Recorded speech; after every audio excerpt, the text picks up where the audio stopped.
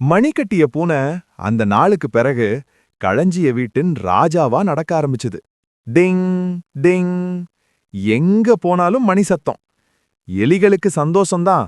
ஆனா கொஞ்ச நாள்ல ஒரு புது பிரச்சனை வந்தது. பூனைக்கு அந்த மணி ரொம்ப பிடிச்சிருச்சு.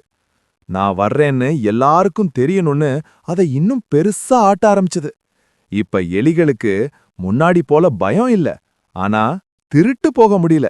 ஏன்னா மணி சத்தம் கேட்டாலே வீட்டுக்காரன் எழுந்துடுறான். எலி கூட்டம் மீண்டும் கூடியது. நம்ம குட்டி எலிதான் இந்த மணிய கட்டினா, இப்ப இதுக்கு தீர்வு அவளுக்கு தான் தெரியும்.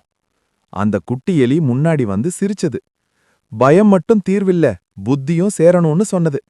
அன்று இரவு குட்டி எலி ஒரு சிறிய துண்டை எடுத்துக்கிட்டு பூனை கிட்ட போச்சு.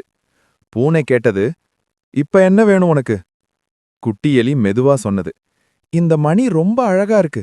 ஆனா உங்க குரலுக்கு இது மேட்ச் ஆகல. பூனைக்கு ஈகோ. அப்படியா?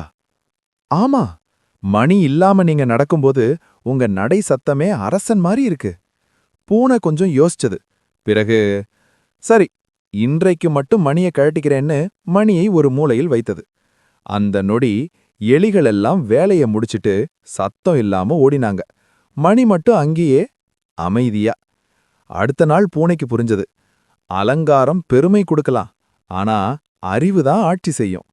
குட்டி எலி மீண்டும் எலி கூட்டத்தின் ஹீரோ ஆனது.